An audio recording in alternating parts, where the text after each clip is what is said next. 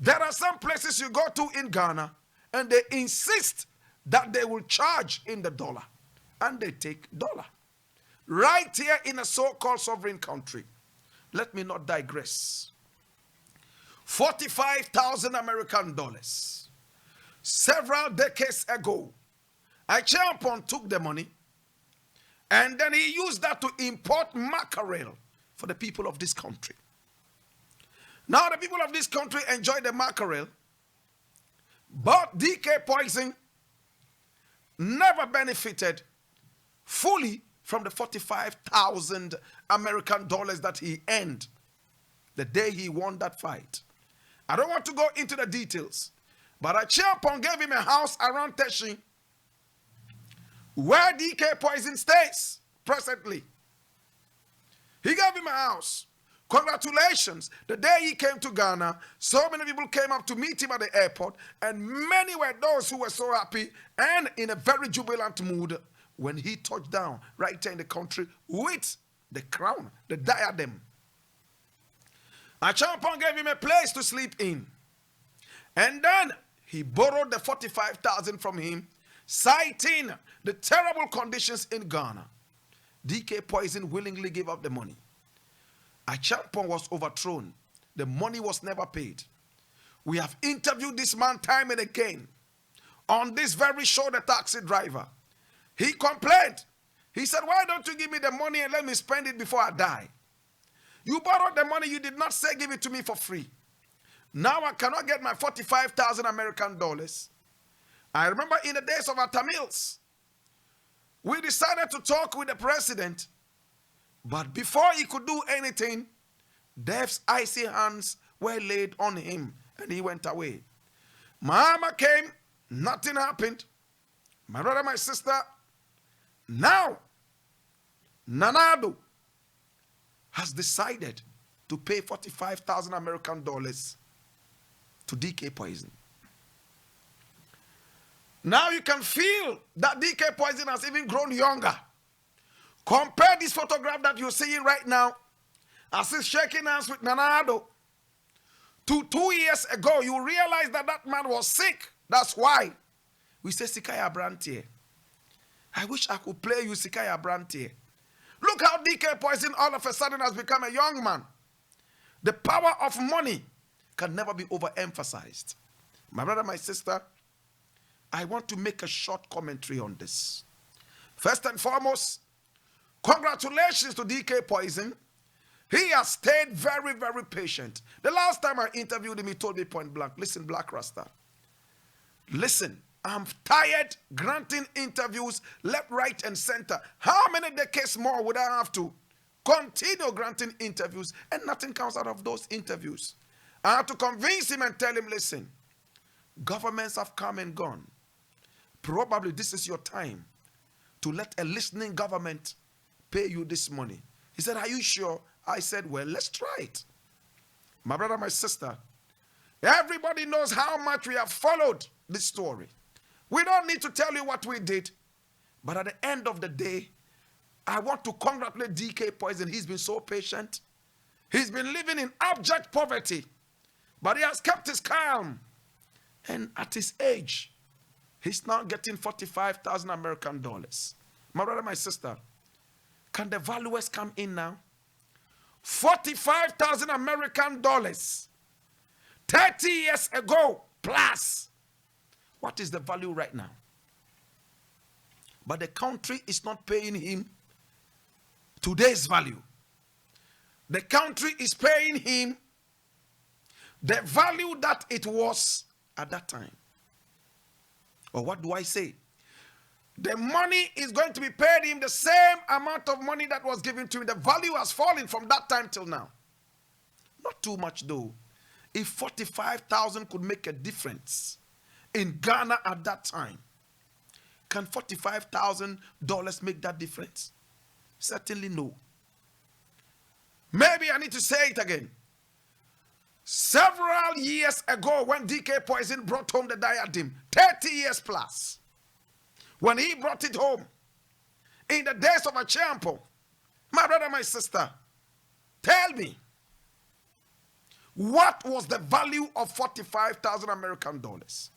It was so heavy that a whole president had to go cap in hand, knees on the turf, and be begging for 45,000 American dollars in order to import mackerel to save the people of this country.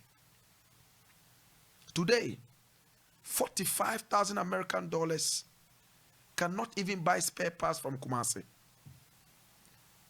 45,000 American dollars. My brother, my sister, is almost nothing as compared to what it was in the days of DK Poison. But there's a saying, half a loaf is better than none. Now DK Poison is an old man. He still believes that 45,000 can do what it did in the days he won the fight. It's only when he receives it and he realizes how quickly, how geometrically this money will evaporate, that he will sit back and say, that money, did I take it at all? Mr. President, thank you so much on behalf of the people of Ghana for honoring such a wonderful man. Mr. President, I honor you and I thank you so much for a man to be able to give out 45,000 American dollars to save this country and has been struggling to get it, and it will take you, Nana Addo, to give this 45,000 dollars back to him. I still say congratulations, even though he will not get that value anymore. For an old man, it will mean a lot. For his family, it will mean a lot. Congratulations, Mr. President. Congratulations to the people of Ghana, because this money is actually coming from the coffers of the country, the taxpayers' sweat. It's coming from my pocket. It's coming from your pocket, as long as you pay your taxes. But I have one more thing I want to talk about in this. Number one, very simple. Look at DK Poison. He's going to take this money away. 45,000. He's going to see the speed with which the money is going to evaporate. Is there a plan to try and help him invest this money at least? Can his family work around it and try to support him so that at least he will be able to invest the money, to be getting small out of it till he flies away home? We all will fly away home one day. Finally, on this issue, 45,000 American dollars is nothing to thieving prostitutes of politicians. They jump from one lucrative policy to the other, lucrative in their pockets. They jump from one party to the other, depending which one is in power. They steal in broad daylight. My brother, my sister, look how corrupt our politicians are. And look how long it took to cough out 45,000 American dollars. What is it to these parties? 45,000 American dollars. What is it? Politicians have stolen more than this in seconds. I expected that this would have been paid a long time ago. But government upon government failed. Not in the days of Rawlings. Not in the days of Akuffo. Not in the days of even the great Atta Mills.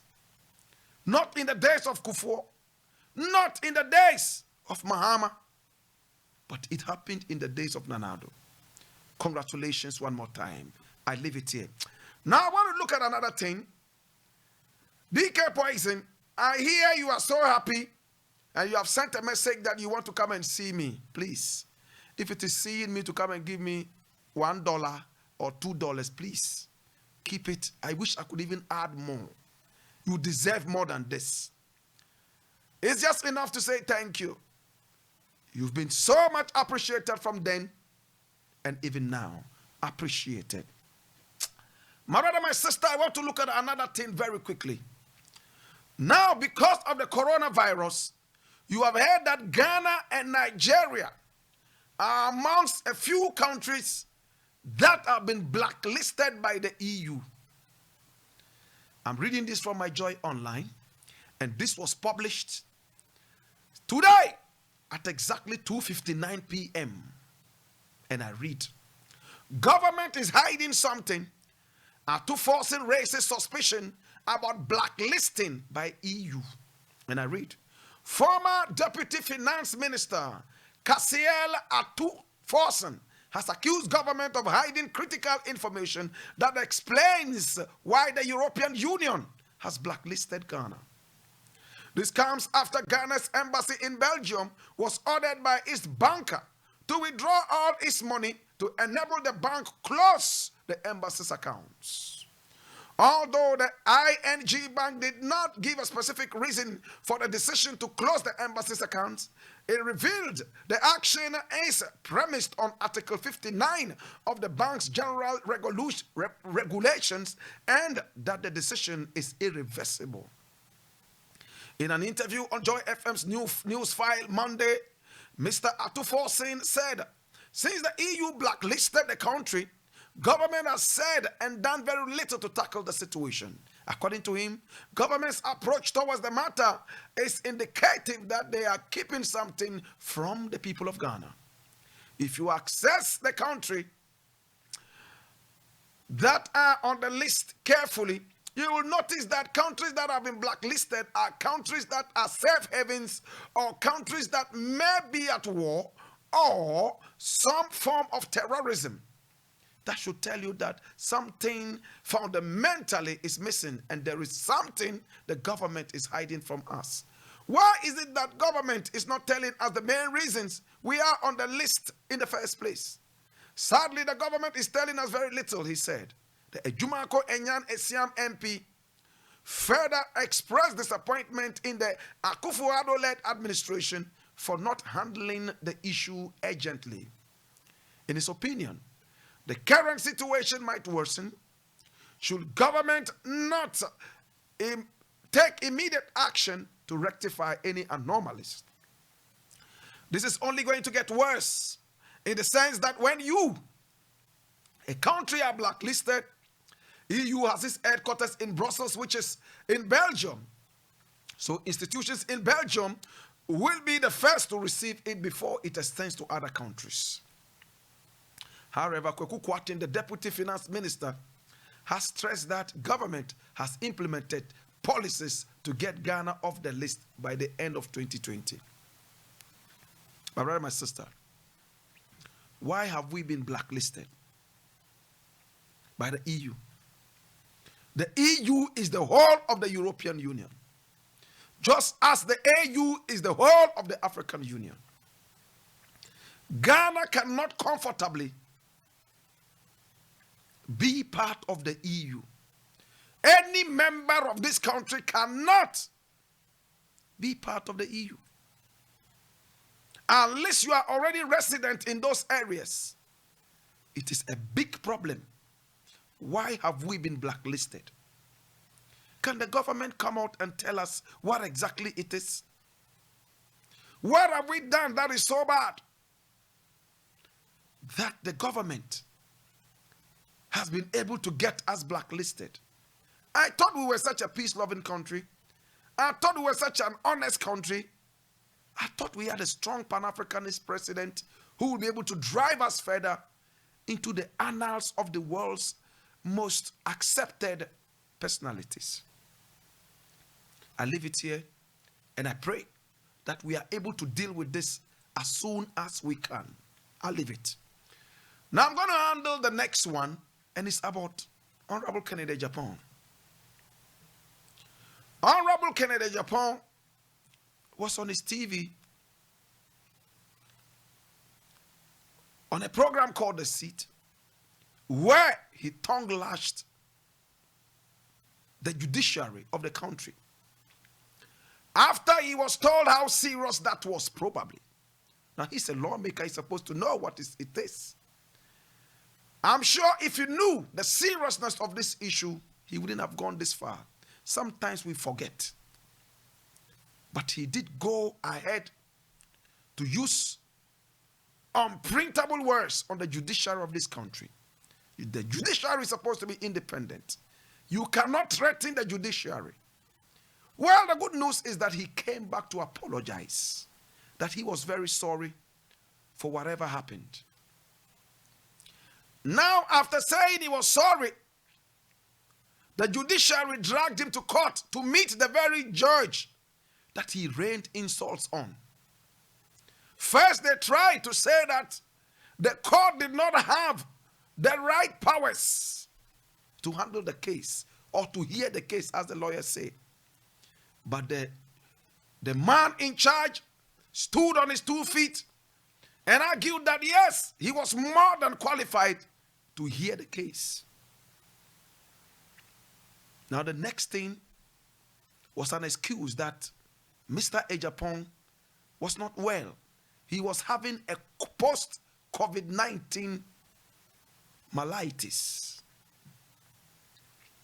Now the court is asking the medical doctor who is taking care of Mr. Agyapong, are you intentionally bringing in delay tactics, calculated to delay the court? The doctor says, no, I am not. My brother, my sister, for as long as the doctor's signature is on the medical document that Mr. Agyapong is not feeling well, Mr. Agyapong will continue to be quarantined. He will continue to stay at home. He will not be able to go on his TV show. He will not be able to attend any parties. He will not be able to attend any gathering. In fact, he will not even be able to go out and vote unless something else is done. That's number one. Number two, for as long as the doctor's signature is appended on the health documents of Mr. Agyapong, he would avoid the court until thine kingdom comes. My brother, my sister, let me just go to the Muntie guys. Now, when the Muntie guys use unprintable words on the judiciary, my brother, my sister, many were those who condemned it. Even though the party in power at that time tried as much as possible to use diplomacy to wind off the predicament of the Muntie guys, they ended up going behind bars for at least a couple of months. My brother, my sister, the Muntie guys could have fallen sick immediately. Trauma. And the judge would have been forced to delay or to hold on because they were suffering from trauma. They had been traumatized. After saying this, the rebuttal, in fact, the rebuttal from the public was enough to put them in a state of comatose, state of trauma. It happens. You say something, you never expected that it would be so big. All of a sudden, it becomes a bonfire. Better still, an atomic bomb. And you start to shiver. You can be traumatized, especially when jail terms are staring you in your face. My brother, my sister, but the Muntie guys probably were not smart enough to use the law. The Muntie guys probably did not think about it quickly. So they started to beg to write apology letters, but those letters came a shade too late. They ended up in jail. Mr. Agyapong is sick. He announced that he had coronavirus when he celebrated his 60th birthday or so. And he's having post-COVID malaitis. So for that reason, he has to stay back. My brother, my sister, I want to ask a very simple question. Number one, Mr. Agyapong tried to skip the court. Mr. Agyapong tried not to let this judge hear the case, because he believed that the judge did not have the right power to hear the case. His lawyers argued, and it's still pending. But the judge insisted that he had to listen to it and he must hear it. Mr. Agyapong believes that he will not have justice if the same judge who took the insults was to sit on the case. My brother, my sister. So he tried to move away from the court. But the party in power is very smart. To transfer this judge will be a calamity. To let Kennedy Agyapong go to jail is yet another big calamity. To bring Kennedy Agyapong out of jail like they did for Muntie boys, my brother, my sister, will be a very, very, very serious, calamitous jeopardy. You want to hear it again? Wherever Kennedy Agyapong goes, there is a time bomb that is just about to explode. The best is to stay sick. Get out of the public eye. Remain sick for as long as this matter would go. Hoping that at least some fresh air will pass over it and tensions will calm down. And the judge might just be overtaken by a certain amount of sympathy so that he might just give a lesser term. Because no matter where this matter goes, my brother, my sister, there is a time bomb ready to explode in the face of Mr. Kennedy Agyapong. But let me ask one question and I end this. Is Kennedy Agyapong's doctor the only qualified doctor whose documents can be respected? Can we have a neutral doctor? Same way Kennedy Agyapong wants a neutral judge to handle his case. Can we have a doctor, my brother, my sister, who is neutral? Do we have a state doctor? Do we have a state doctor? Do we have a more neutral doctor who can go in there, test the patient, see the patient, and write according to what is the truth?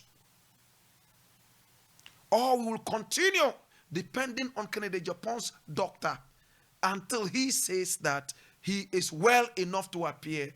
We are going to have a stay of court. I'm just asking questions.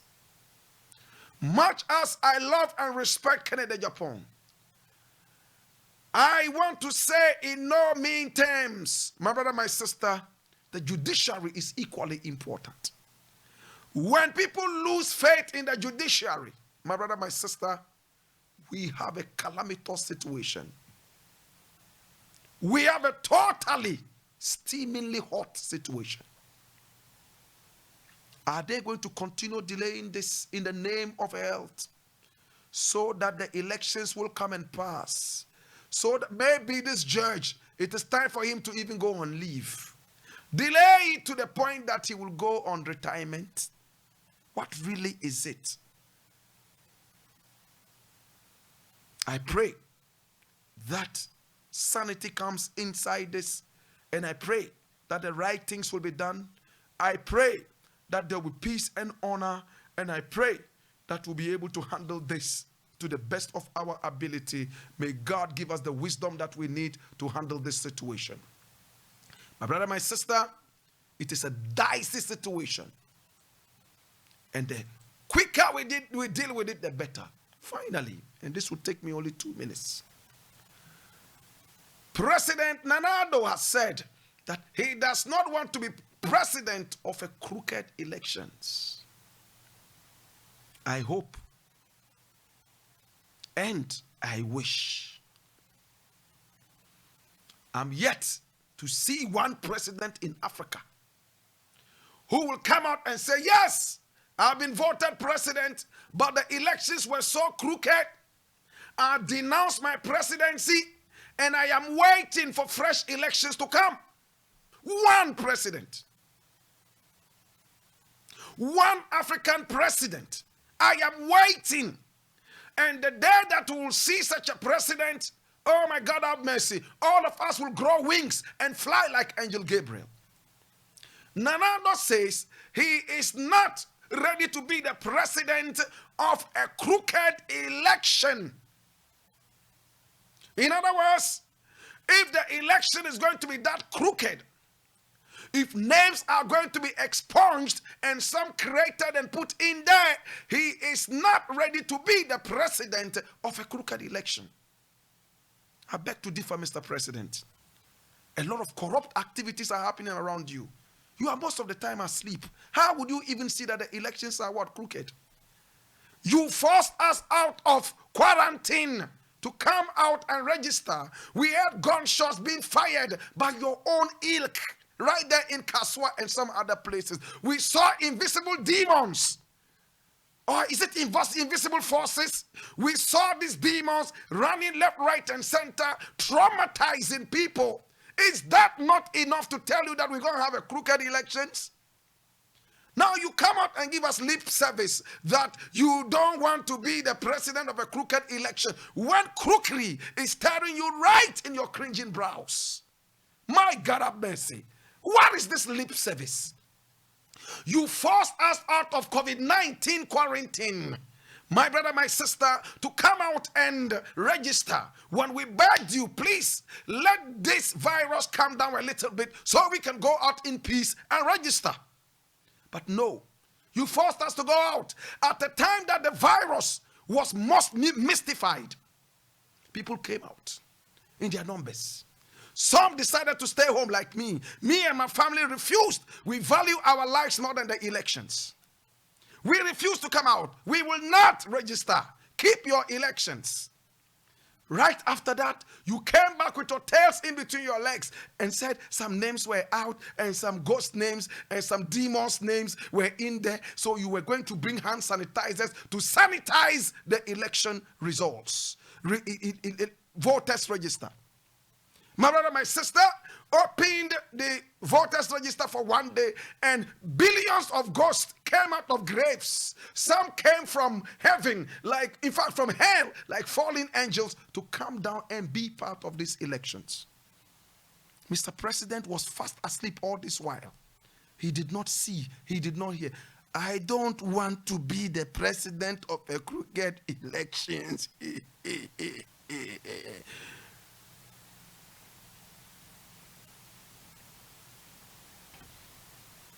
To God be the glory. My name Blakk Rasta. Ghana shall remain. Ghana at the end of these elections will be one. Why is it that when it comes to elections, everybody's crying for peace? Are we at war? African elections are nothing but wars. African elections are nothing, my brother, my sister, but an exhibition of tomfoolery. African elections are nothing but a gross exhibition of buffoonery. My name is Blakk Rasta. I appreciate you.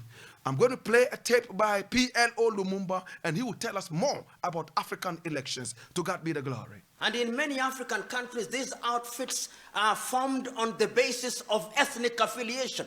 Your typical African political party is simply an assembly of ethnicities, and in many African nations you will discover that what we call elections is simply an ethnic census to determine which ethnic group is larger than the other. It is Julius Nyerere of Tanzania who said it. He said that the tragedy of Africa is not what the song is, not the song that is being sung, but who the singer is. And what he meant was very clear, that you may have an agenda that is good for your nation, but if you do not come from a particular ethnic group, those who will follow you will not be from your ethnic group. You may sing the best song, but when you look back, you'll discover that it's only people from your ethnic group who are following you. And when you have such a situation, the design is inherently conflictual. And that is why, therefore, when you look at Africa today, you discover that after every election cycle in many African countries, there is conflict. Because You go into the election, or the political parties go into an electoral process on the basis that we must win, and if we don't win, the elections have been rigged. In other words, we place so much premium on the presidency, and you'll see in many African countries, entry into government is like winning a lottery. It is winning a lottery because it gives you access to resources. And therefore people claim the president. If you are in a country, say, and one of your own means a son, they are normally sons. One of your own sons has won the presidency. The tribe celebrates, from the herdsman to the professor, from the fisherman to the intellectual, because we have now won the presidency. We have won the lottery. We will have ministers. We'll have all this, and everybody else feels excluded, and that generates conflict. And we have seen it, whether if we don't see it in Gabon, we see it in Guinea-Bissau. If we don't see it in Guinea-Bissau, we see it in Kenya. If we don't see it in Kenya, we see it in South Sudan. So that in South Sudan, if one were to ask them, what is the problem? The contest is of an ethnic kind. They are contesting because one of our own must occupy the state house.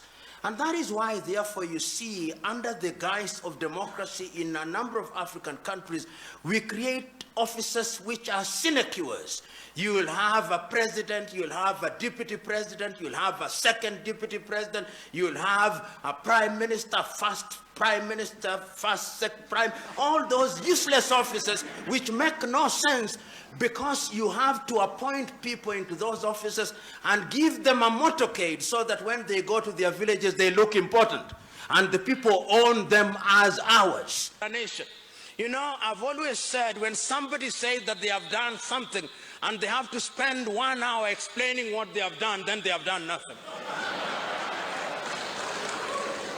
When you have done something, you shut up. The things that you have done speak for themselves.